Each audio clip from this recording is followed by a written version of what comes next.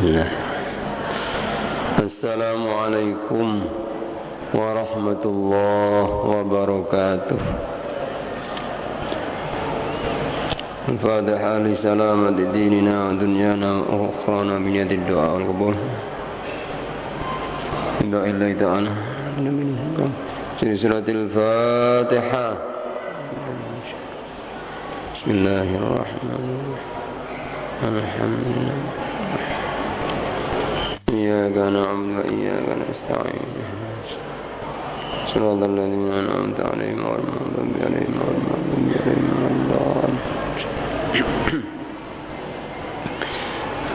Bismillahirrahmanirrahim. Alhamdulillahi rabbil alamin. Wassalatu wassalamu ala asyrafil anbiya'i wal mursalin Sayyidina wa maulana Muhammadin wa ala alihi wa sahbihi ajma'in, amma ba'd. Rabbi shrah li sadri wa yassir li amri wa hlul 'uqdatam min lisani yafqahu qawli. Saddid lisani ya Allah. وقال الإمام قطب الدعوة والإرشاد الحبيب عبد الله بن علوي الحداد رضي الله تعالى عنه ونفعنا به وبعلومه وبأسراره في الدارين آمين. فإن قال قائل لا بأس علي في مطالعة هذه الكتب لأني آخذ ما أفهمه وأسلم لما لا أفهمه لقائله، قيل له قد أنصفت ونحن إنما نخشى عليك مما تفهمه أن تفهمه على غير وجهه فتضل عن سواء السبيل، كما وقع ذلك لأقوام عكفوا على مطالعة هذه الكتب فصاروا في زندقة وإلحاد وقالوا بالحلول والاتحاد فلا حول ولا قوة إلا بالله العلي العظيم. Para bapak, ibu-ibu dan saudara-saudara jamaah pengajian di Masjid Jami' yang dirahmati oleh Allah, sebagaimana yang telah kita kaji pada Selasa malam Rabu yang lalu, bahwa kita semua ini dianjurkan untuk membaca kitab-kitab yang dikarang oleh ulama-ulama salaf. Kenapa demikian? Karena ulama-ulama salaf yang telah diakui, ya, seperti yang telah disebutkan Al-Imam Al-Ghazali, Al-Imam An-Nawawi, Al-Imam Abdullah bin Al-Haddad, dan imam-imam sezaman itu, termasuk Imam 4, mereka ini tidaklah menulis ilmu, tidaklah mengarang kitab kecuali telah mengamalkan semua ilmu yang telah dimiliki itu, ya. Jadi mereka ini benar-benar orang yang sangat takut kepada Allah, jangan sampai menyampaikan ilmu sebelum beliau-beliau sendiri ini telah mengamalkan. Seperti Al-Imam Abdullah bin Al-Haddad ini diterangkan bahwa beliau ini tidak ada satupun dari sunnah Rasul yang belum dilakukan. Seluruh sunnah-sunnah Rasul telah diamalkan semuanya oleh Al-Imam Abdullah bin Al-Haddad. Begitu juga imam-imam yang lain, ya. Kemudian beliau dalam mengarang kitab, dalam menulis, ya, kitab itu benar-benar ikhlas. Sama sekali tidak ada niatan-niatan yang karena selain Allah, apakah itu kepingin pujian orang, kepingin terkenal, apalagi kepingin dunia, sama sekali tidak ada itu, ya. Mereka benar-benar menulis karena Allah, ya. Oleh karena itu diakui kitab-kitab yang dikarang oleh ulama-ulama salaf itu memberikan barokah, memberikan nur, cahaya di hati, ya. Sehingga orang kadang-kadang walaupun tidak paham maknanya akan membawa manfaat, ya, pada hati itu, ya. Itu diakui oleh ulama-ulama kita ya. Kemudian yang kedua, ketika kita ini membaca kitab-kitab yang dikarang oleh orang-orang yang dekat dengan Allah, orang-orang yang telah mencapai makom wilayah, artinya diangkat jadi kekasih Allah, kita ini seperti duduk bersama mereka gitu loh. Jadi walaupun kita ini tidak menangi zamannya Al-Imam Ghazali, tidak menjumpai zamannya Al-Imam An-Nawawi, tidak menjumpai zamannya Al-Imam Abdullah bin Haddad, tapi ketika kita baca kitab beliau-beliau itu sama gitu loh, dengan kita ini duduk mendengarkan ilmu dari beliau gitu. Oleh karena itu kita ini seperti kita ngaji ini ya, kita niati dari rumah itu kita ya mendengarkan ilmu yang disampaikan oleh Al-Imam Abdullah bin Haddad. Kita ini niat mengaji, termasuk saya sendiri ini niat mengaji kepada Al-Imam Abdullah bin Haddad. Saya hanya sebatas menterjemah saja dan menerangkan ya. Tapi hakikat ilmu itu aslinya dari Al-Imam Abdullah bin Haddad ya. Kemudian Al-Imam Abdullah bin Haddad dalam kitab ini setelah menganjurkan kepada kita untuk mempelajari kitab-kitab yang dikarang oleh orang-orang yang takut kepada Allah, terutama ulama-ulama salaf ya, kita diberi peringatan ya. Kita jangan sampai membaca atau mempelajari kitab-kitab yang pembahasannya itu terlalu tinggi, yang menyebabkan orang yang membaca atau mempelajari itu bisa timbul salah paham, bisa sesat. Ada kitab-kitab yang dilarang dipelajari dan dibaca terutama oleh orang-orang awam ya, hanya orang-orang tertentu saja yang boleh membaca. Karena apa? Bukan karena salah gitu, bukan ya, karena memang beliau-beliau itu sudah mencapai makom yang sangat tinggi gitu ya. Jadi tidak setiap ilmu itu bisa disampaikan secara umum ya. Seperti yang pernah dikatakan oleh Sayyidina Ali bin Abi Thalib karramallahu wajhah, itu yang dikatakan oleh Nabi Sayyidina Ali itu babul ilmi, ana madinatul ilmi wa aliyun babuha. Aku ini kata Nabi kotanya ilmu, sedangkan Sayyidina Ali itu pintunya. Sayyidina Ali itu pernah mengatakan, andaikan semua ilmu yang saya terima dari Nabi itu saya sampaikan kepada semua manusia, pasti manusia menganggap aku ini gila. Pasti mereka akan membunuh saya. Karena apa? Karena apa? Sangat tinggi ilmu itu ya. Jadi bisa terjadi salah paham. Mungkin seperti apa yang terjadi pada zaman dulu, ada ceritanya Syekh Al-Hallaj itu. Syekh Hallaj apa? Mansur Al-Hallaj itu, atau Syekh Siti Jenar ya. Sampai apa? Dihukum bunuh itu bukan karena beliau salah. Beliau benar. Beliau saking cintanya kepada Allah sudah tidak ada selain Allah sudah. Ya, seperti orang gila itu gimana? Orang kadang tergila-gila dengan seorang, walaupun kelihatan apa ya menyebut itu ya. Kalau orang cinta kepada Allah lebih dari itu gitu loh. Apa saja Allah, Allah, Allah dikatakan Allah. Karena memang apa? Ya, tidak ada yang dicintai selain Allah. Ya. Ini bisa bisa diterima gitu loh. Jangankan kepada Allah ya, pencipta alam semesta. Sedangkan orang kadang-kadang kalau sudah tergila-gila kepada seorang itu apa? Kelihatan apa? Menyebut namanya. Sampai ya ditanya siapa? Menyebut nama yang dicintai ya. Itu contoh ya. Kepada Allah orang kadang-kadang demikian ya. Ya. Nah ini di antara kata para beliau pengarang kitab ini, kitab yang diakui karena sangat tinggi pembahasannya itu yang dilarang membaca, kecuali hanya orang-orang tertentu saja. Itu karangannya Syekh Muhammad Ibnu Arabi ya. Begitu juga katanya ada sedikit sebagian karangannya Imam Ghazali ya. Begitu juga ada beberapa imam yang lain ya. Begitu juga ada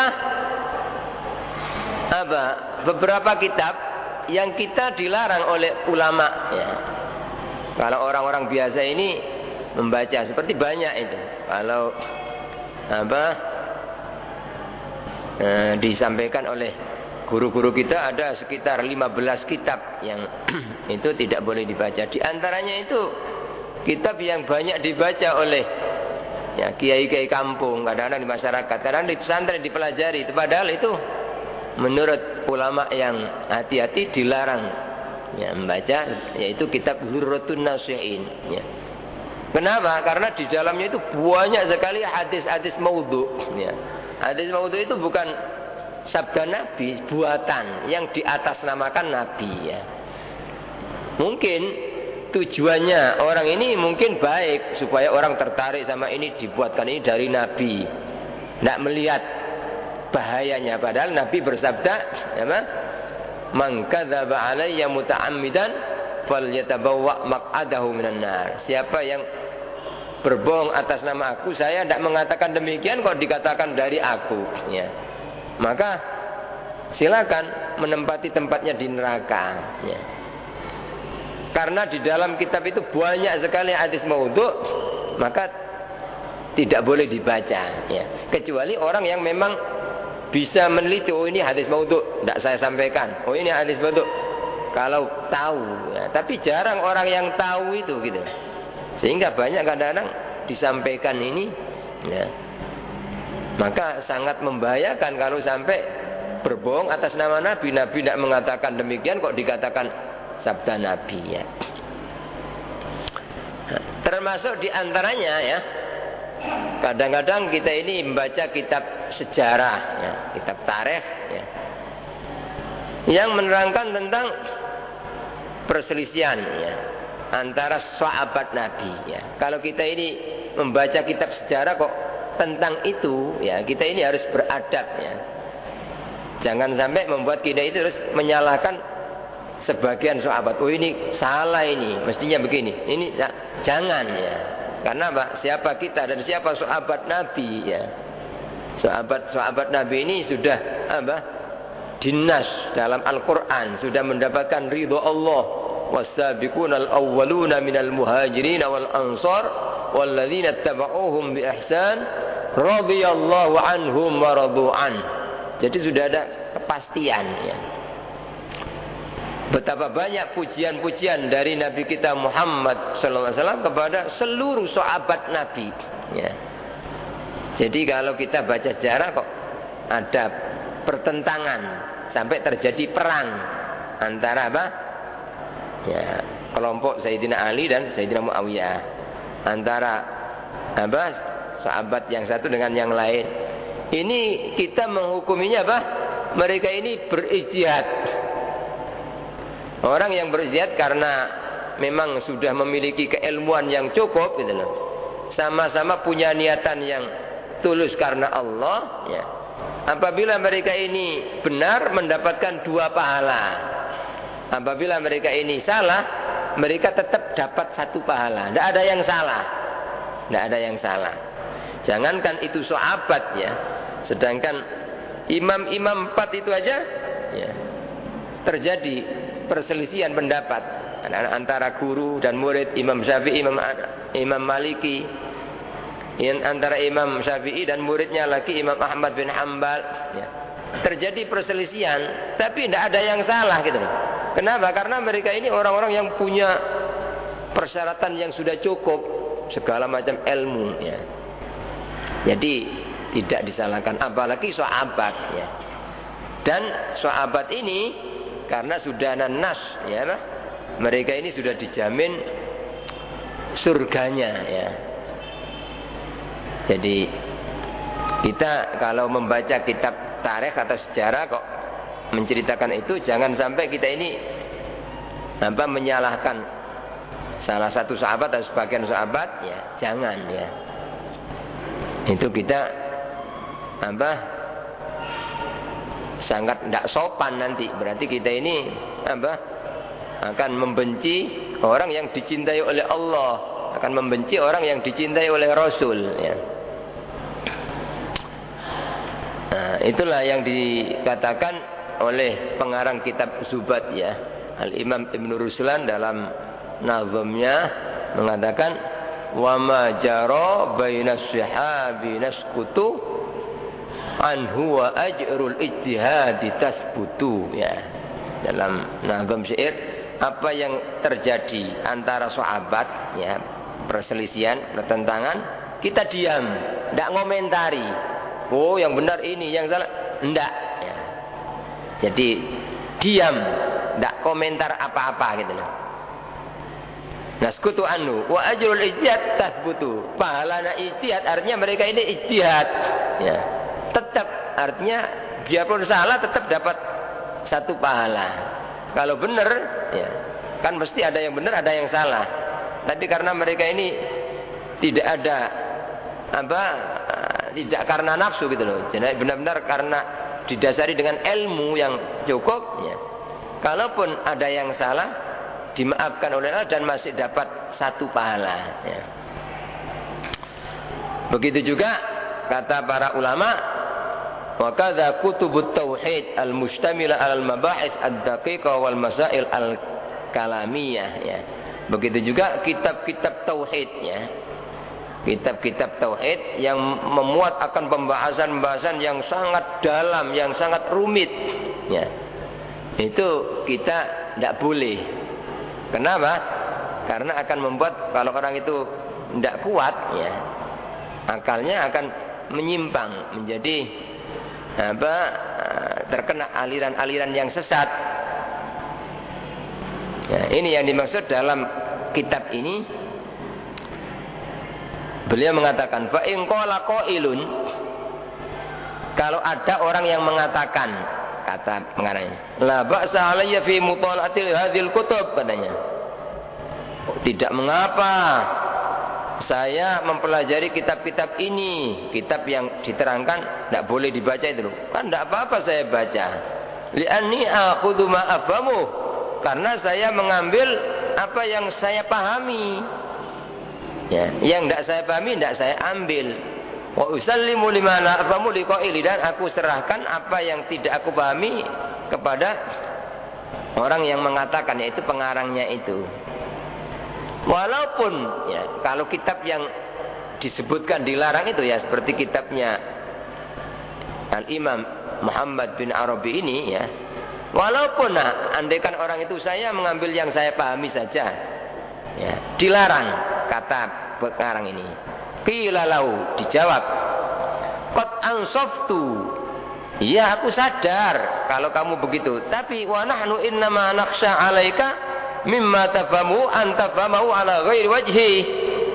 Tetapi kami ini khawatir, mengkhawatirkan atas engkau dari apa yang sebenarnya engkau pahami itu, ya, menurut kamu paham benar. Oh, saya paham kok, ini maksudnya begini. Ternyata engkau memahaminya itu tidak semestinya, gitu loh. Ya, tidak semestinya. Padahal menurut anggapannya ini saya paham. Ya, padahal tidak seperti itu pemahamannya. Kalau demikian, fatadilla an sawa'is sabil, maka engkau akan tersesat dari jalan yang lurus. Kama waqa'a dzalik li aqwamin akafu ala mutala'ati hadhil kutub fasaru fi zandaqatin wa ilhad. Ya.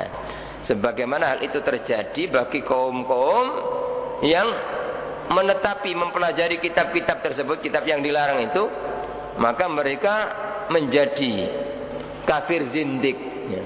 Kafir zindik, dan orang yang menentang atau menyeleweng, ya. Banyak itu orang kadang-kadang karena tidak ngaji syariat, gitu loh. Kadang-kadang tidak pernah ngaji syariat, ngaji semacam ini tidak pernah. Tahu-tahu baca kitab yang tinggi-tinggi itu, ya.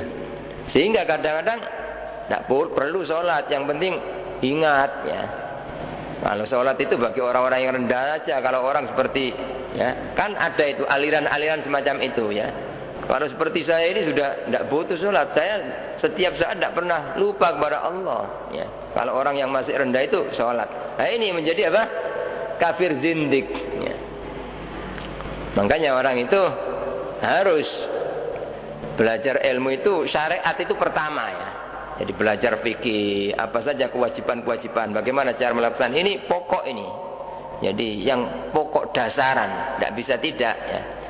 Kemudian supaya bisa sempurna setelah mendalami ilmu-ilmu syariat goir, orang itu seyukjanya mempelajari ilmu hakikat, ilmu apa? Tasawuf ya. Jadi supaya tidak tertipu ya. Kadang-kadang orang kalau cuma syariat saja merasa seolah-olah sudah baik, ternyata masih banyak penyakit-penyakit hati ya, masih banyak kekurangan dalam melaksanakan syariat itu ya. Itu yang dimaksud perkataan kalau tidak salah Al-Imam Malik ya mengatakan man tafaqqaha wa lam yatasawwaf ya tafassaqa ya. Barang siapa yang mendalami ilmu fikih, ilmu tentang syariat agama, oh ini hukumnya ini ya, tapi tidak belajar tasawuf, kitab akhlak seperti yang kita baca ini termasuk kitab akhlak tasawuf ya. Tidak belajar tentang apa ilmu yang menyangkut masalah hati ya. Tafassaqa, maka orang itu akan gampang berbuat fasik ya. Jadi banyak sekarang ini orang demikian terjadi di masyarakat karena yang dipegangi hanya fikih tok itu ya. Seperti kadang-kadang ada orang ya sebenarnya mau menghutangi orang dengan bunga ya, dengan bunga, cuma sekarang macamnya bermacam-macam politik ya, supaya tidak seperti itu. Memang kalau menurut fikih apa? Tidak, tapi menurut ilmu tasawuf, ilmu hakikat ya sama gitu. Jadi seperti kadang-kadang ada orang punya barang ya.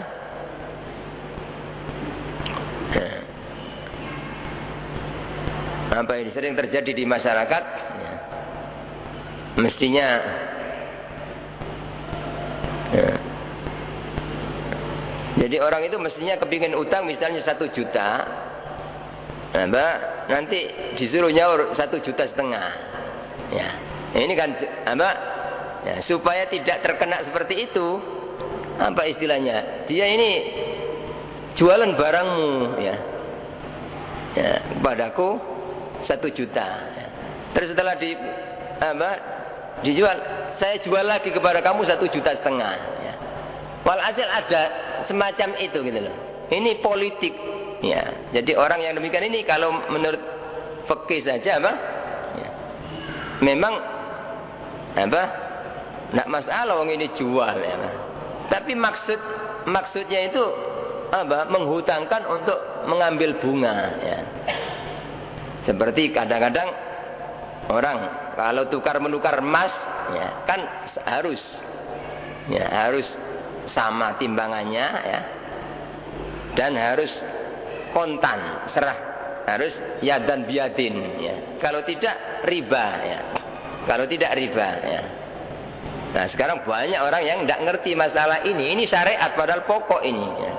Kadang-kadang disiasati, wis iki tak kekno sampean, tek sampean kekno aku ya. Padahal maksudnya apa? Ya sama dengan tukar menukar ya. Ya.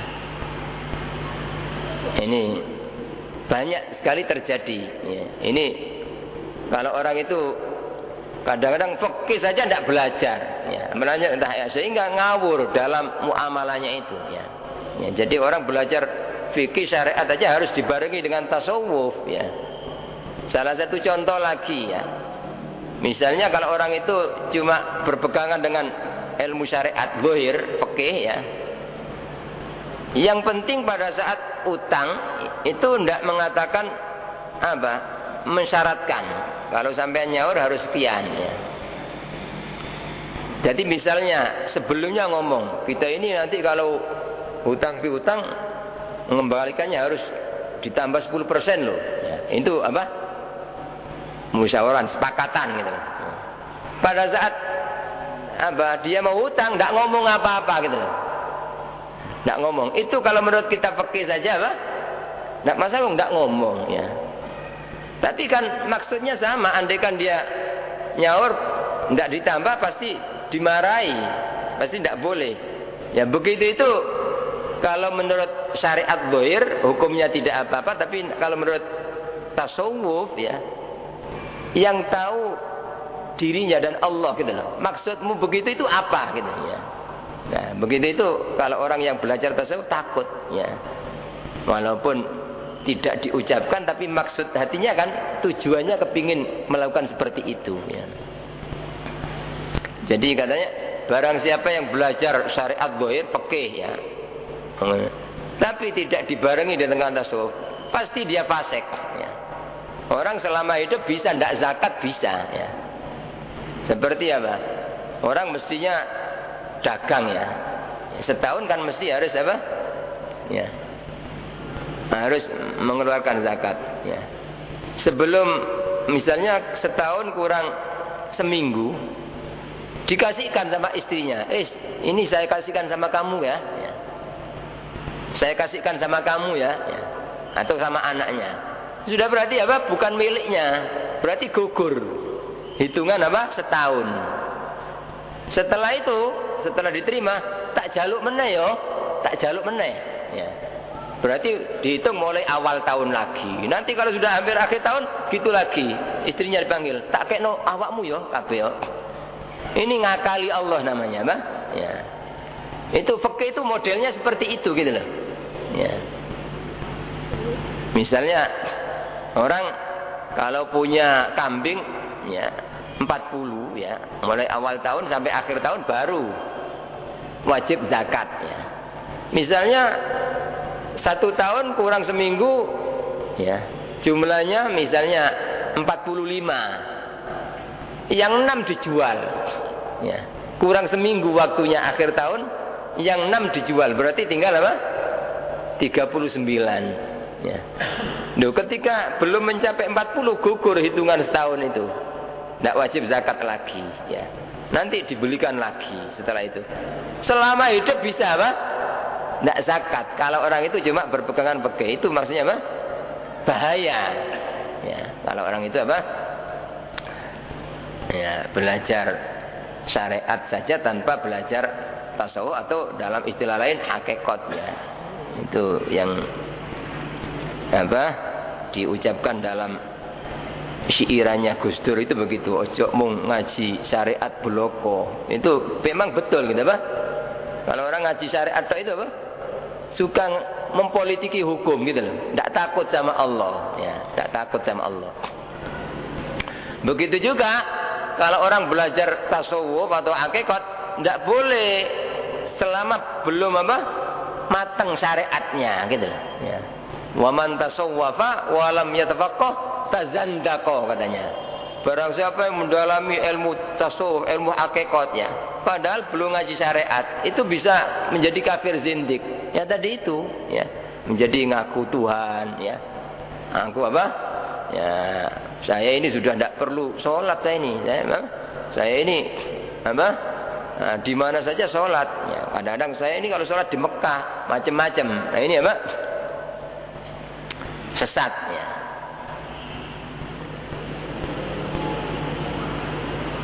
Waqalu katanya ada ya orang-orang yang belajar kitabnya ya, kitab yang dilarang itu ya, sehingga mereka menjadi kafir zindik. Waqalu, dan mereka mengatakan bil hulul wal ittihad. Jadi hulul itu istilahnya dirinya itu kemasukan Allah. Aku iki ya, sehingga orang kadang-kadang ngaku dirinya Tuhan itu begitu karena belajar ilmu hakikat tapi tidak belajar syariat ya. Wal ittihad, dan menyatu dirinya dengan apa? Allah, katanya demikian ya. Nah ini sesat.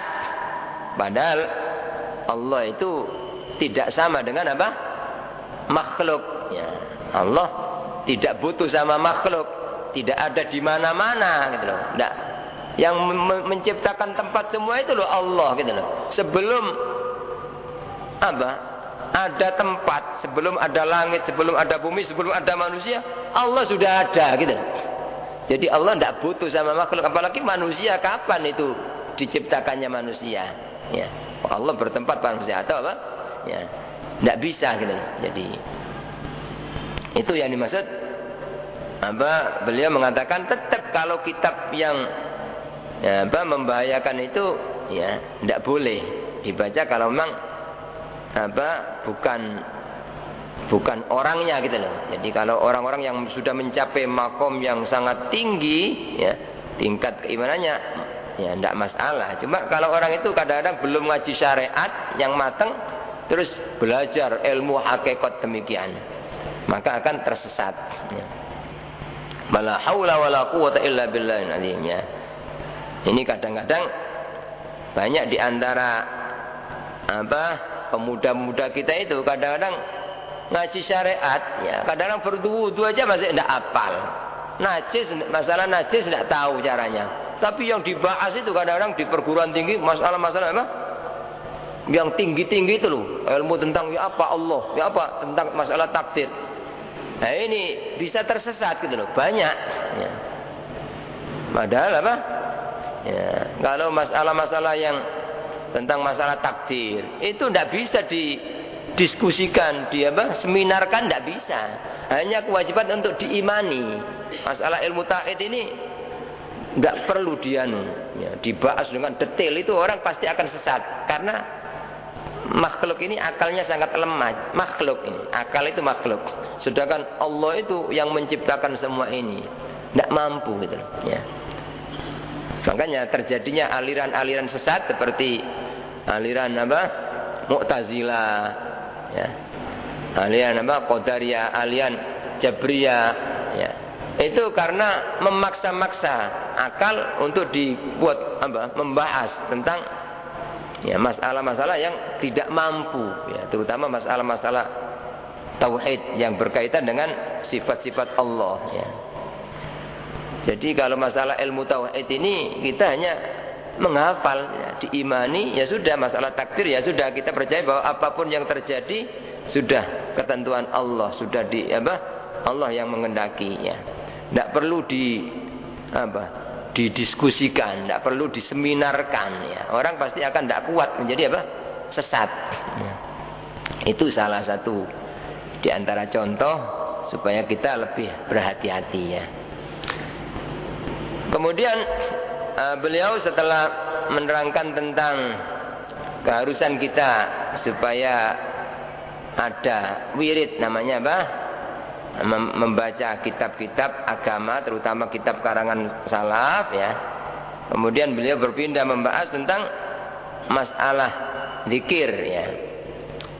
Wa yanbaghi an yakuna laka wirdun min dzikrillah ta'ala tahudduhu biwaqtin au tahsuruhu bi'adadin wa hina idzin fala ba'sa bisubhati lidhabtil adad ya. Jadi kita hidup ini supaya punya amalan-amalan rutin ya setiap hari. Apakah itu baca Quran seperti yang diterangkan pertama, atau amalan sholat sunnah selebih daripada sholat wajib ya. Kemudian ada wirid berupa membaca ilmu atau mencari ilmu. Termasuk kita ini supaya punya wirid-wirid berupa zikir, bacaan zikir. Zikir ini luas ya, apakah bacaan tasbih, apakah bacaan subhanallah, atau tahlil la ilaha illallah, atau takbir Allahu akbar, atau Allah, atau bacaan-bacaan zikir yang lain ya. Atau istighfar termasuk zikir ya, atau sholawat termasuk zikir. Itu supaya kita ini punya amalan tetap ya, yang dinamakan wirid dari zikir. Artinya setiap hari ditentukan waktunya jam berapa saya harus baca zikir ini sekian ya. Ta'uddu yang kau batasi ya. Jadi diberi ta'uddu biwaktin, engkau beri batasan dengan waktu, apakah itu habis asar, apakah itu habis subuh, ataukah habis isya ya. setiap hari rutin gitu, atau bangun malam ya, mungkin jam 2:30 atau jam 3 ya, itu dilakukan secara rutin walaupun sedikit ya, itu namanya wirid ya. Au tahsuru bi'adadin, atau engkau hitung, engkau batasi dengan jumlah, jadi berapa ya. Kalau orang-orang solihin dulu banyak ya. Nah, semua itu tujuannya sama, untuk menuntun orang itu supaya makin hari makin dekat dengan Allah, makin ya, makin meningkat cintanya kepada Allah melalui zikir-zikir itu ya. Ada yang diantara orang solihin itu baca tasbihnya ada yang 25.000, ada yang baca sholawat, ada yang baca la ilaha illallah ya. Ya, itu orang-orang solihin dulu demikian ya. Walaupun kita berapa mampu kita gitu loh ya. Walaupun sedikit, asalkan rutin itu lebih baik ya, daripada banyak tapi tidak kontinu. Jadi sedikit menurut kemampuan kita berapa ya. Jadi misalnya ya, orang mengamalkan doanya Nabi Yunus ya, la ilaha illa anta subhanaka inni kuntu minadz zalimin ya, 40 kali misalnya, setiap malam rutin jam sekian, itu termasuk wirid ya, termasuk wirid. Wa hina idzin fala ba'sa bisubhati li dhabtil adad ya. Ketika itu artinya kalau kita ini ingin mengamalkan ya, wirid berupa zikir tertentu, bilangannya tertentu, itu kata beliau tidak mengapa engkau pakai tasbih ya. Jadi bukan bid'ah, artinya apa? Pakai tasbih itu loh untuk menghitung wirid kita, tidak dilarang gitu loh ya. Tidak dilarang, bukan bid'ah ya.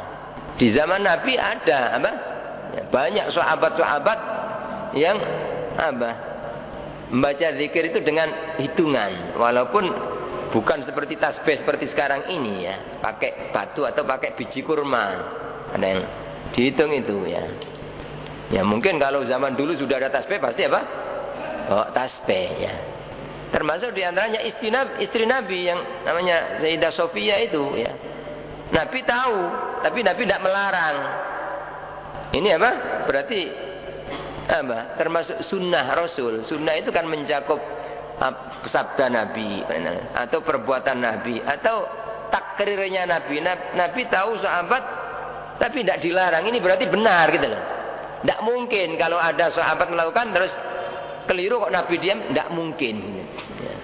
Itu istrinya bawa, bahkan bijinya kurma itu sampai jumlahnya 4.000. Jadi baca tasbih. Ya.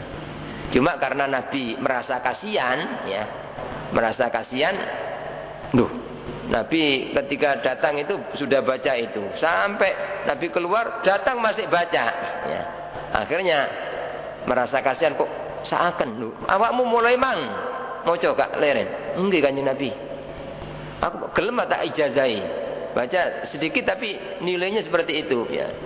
Ya itu yang biasanya kita baca dalam akhir wirdul latif itu biasanya subhanallah adada ma khalaqa fis sama, subhanallah adada ma khalaqa fil ard, subhanallah adada ma baina dzalik ya. Ada subhanallah adada arsyih wa midada kalimati, adada arsyih subhanallah adada khalqi wa midada kalimati.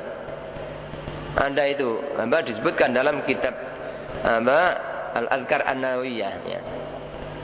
Tapi kembali pakai hitungan tasbih itu tidak dilarang gitu loh, Pak. Dan kita zikir dihitung itu tidak masalah. Kadang-kadang orang zikir kok dihitung ya. Memang ada zikir-zikir yang kita tidak perlu ngitung, cuma ada ya. Jadi memang ada yang dianjurkan zikir-zikir yang ada hitungannya ya, ada hitungannya.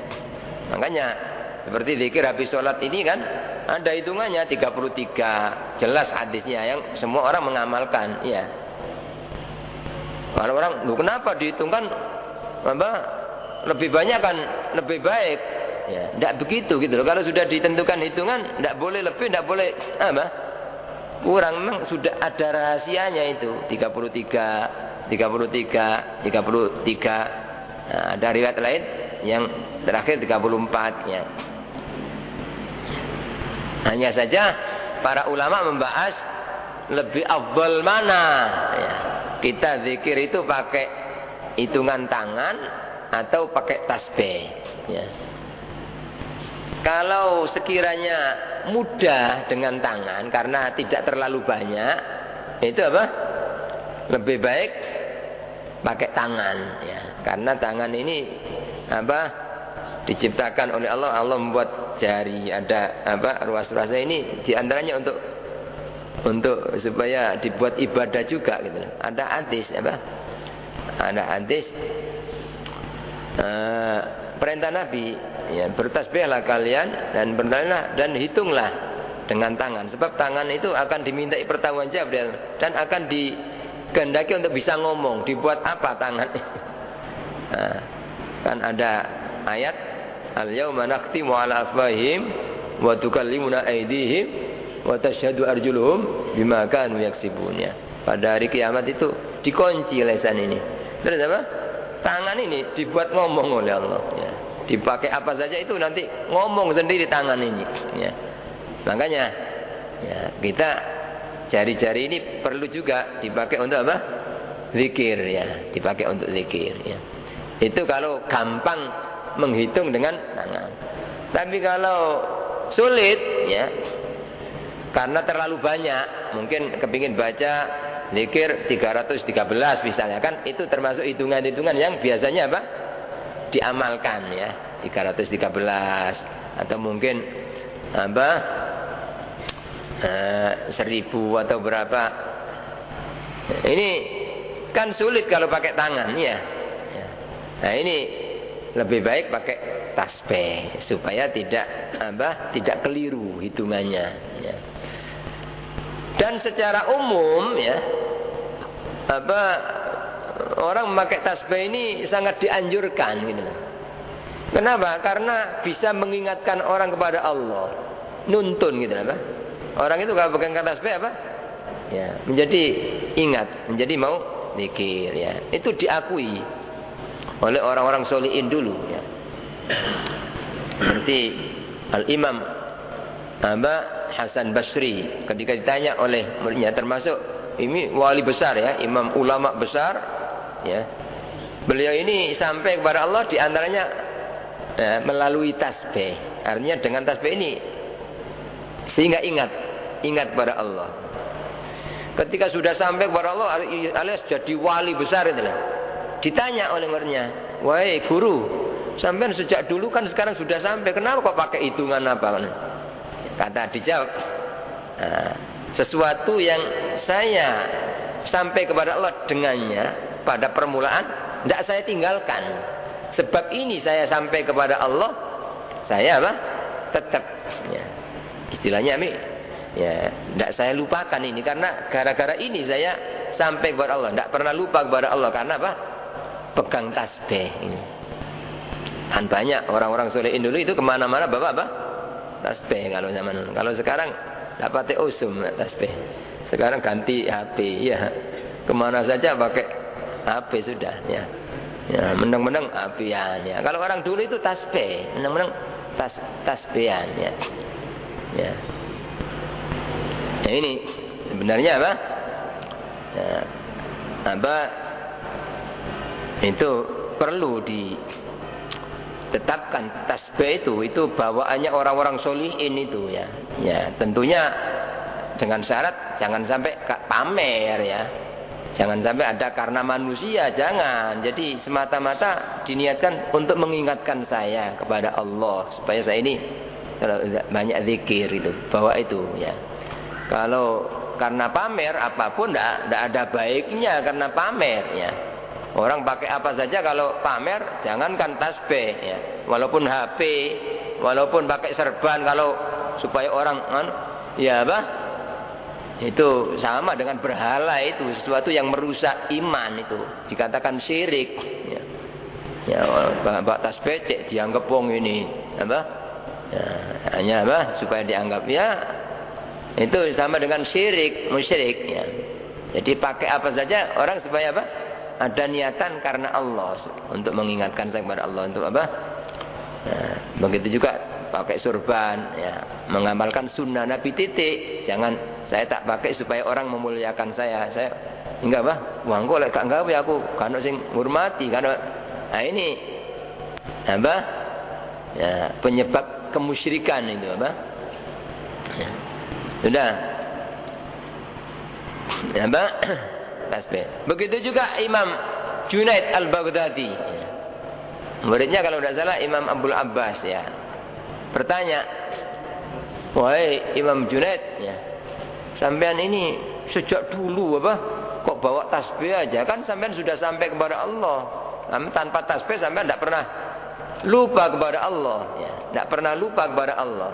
Beliau menjawab, ya, ini adalah apa? Pertama kali saya bisa sampai kepada Allah, saya tidak akan meninggalkan ini ya.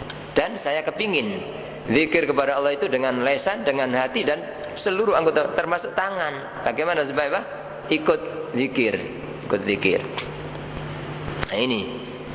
Makanya beliau di sini mengatakan apa? Fala ba'sa bisub'a li dhabtil adat. Tidak mengapa itu pakai tasbih untuk memastikan hitungannya itu gitu loh. Sama sekali tidak bid'ah. Banyak sahabat-sahabat Nabi yang pakai tasbih itu walaupun tidak persis tasbihnya, tapi apa? Pakai hitungan gitu loh. Zaman dulu pakai biji kurma atau pakai batu kerikil ya. Sama itu ya, seperti sahabat Sa'ad bin Abi Waqqas, sahabat Abi Hurairah itu juga pakai apa? Tasbih. Ya. Sudah.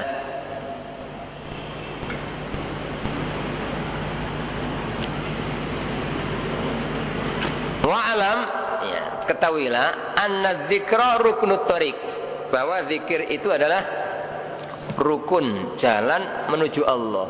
Jadi kalau orang itu ingin sampai kepada Allah, sarannya harus banyak zikir kepada Allah.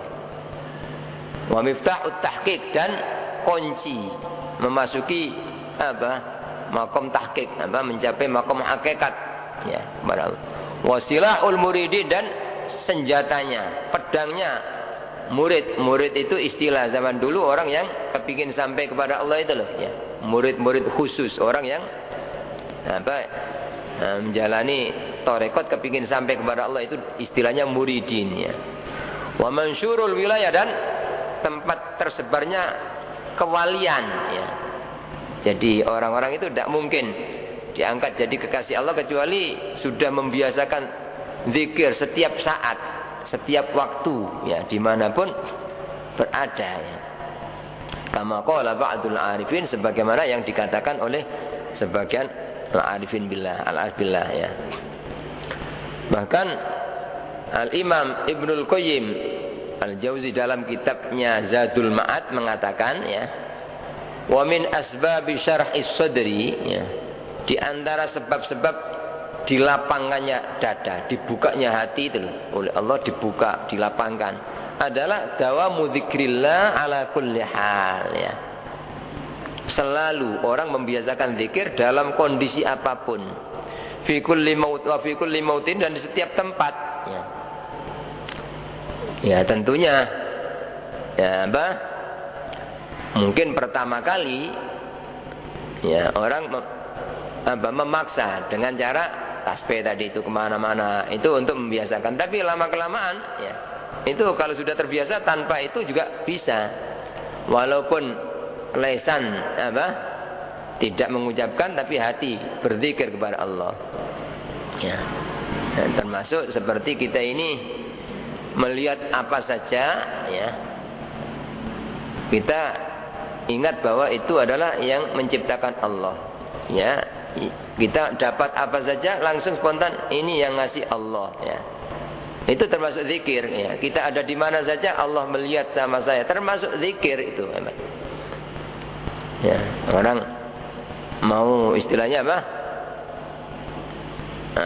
Mau mandi ya, melihat air, ini air ciptaan Allah ya. Melihat apa saja, mau makan nasi, ini Allah yang ya memberikan menumbuhkan tanaman sampai jadi makanan.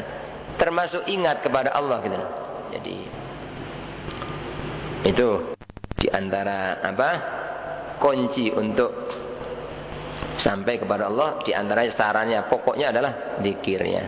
Insyaallah akan kita lanjutkan pada pengajian yang akan datang tentang